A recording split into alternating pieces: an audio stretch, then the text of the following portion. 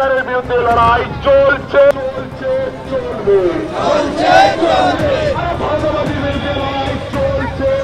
ভয় পেয়েছে তারা।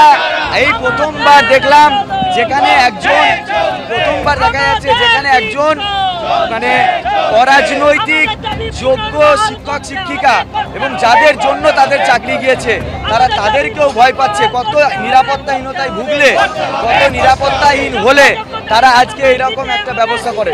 তবুও আমাদের কোনো অসুবিধা নেই, কারণ আমরা এইগুলোতে অভ্যস্ত হয়ে উঠেছি।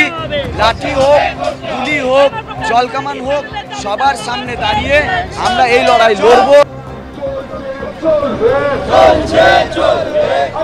মিছিল কিন্তু পায়ে পায়ে এগিয়ে চলেছে। বঙ্কিম সেতু থেকে মিছিল নামলো এবং মল্লিক ফটকের দিকে না গিয়ে মিছিলের অভিমুখ পরিবর্তন হলো। বাঁ দিকের বদলে মিছিল যাচ্ছে ডান দিকে এবং শরৎ সদনের সামনে দিয়ে মিছিল ধীরে ধীরে কিন্তু এগিয়ে চলেছে। ইতিমধ্যেই মল্লিক ফটকের কাছে পুলিশের সেই দীর্ঘ ব্যারিকেড এবং সেই ব্যারিকেডের দিকে কিন্তু মিছিল গেল না। আপাতত এক জায়গায় তাদের গতিরোধ হলো এবং সেই কারণেই তারা কিন্তু তাদের পরিকল্পনা বদল করলো। সুকান্ত মজুমদার কি বলছেন এবার দেখুন। নবান্ন অভিযান করেও কোনো লাভ নেই। আমি বারবার বলছি, এই সরকার সংবেদনশীল সরকার নয়। এই সরকারকে নবান্ন থেকে উৎখাত করলে এই সমস্যার সমাধান হবে। সবাই মিলে হাত মেলান, সবার পতাকা আমাদের রাজ্য সভাপতি বলেছে আপাতত আলমারিতে তুলে রাখুন। সবাই মিলে একটা মন্ত্র দিন যে মমতা বন্দ্যোপাধ্যায়কে সিংহাসন থেকে না সরালে এই বাংলা আর বাঁচবে না, এই বাংলার আগামী ভবিষ্যৎ শেষ হয়ে যাবে।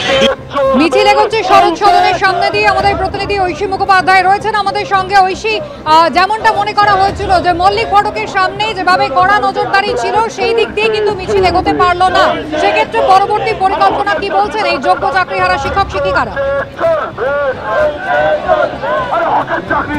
দেখো, বঙ্কিম সেতু দিয়ে নেমে রাস্তা দুভাগে বিভক্ত হচ্ছে।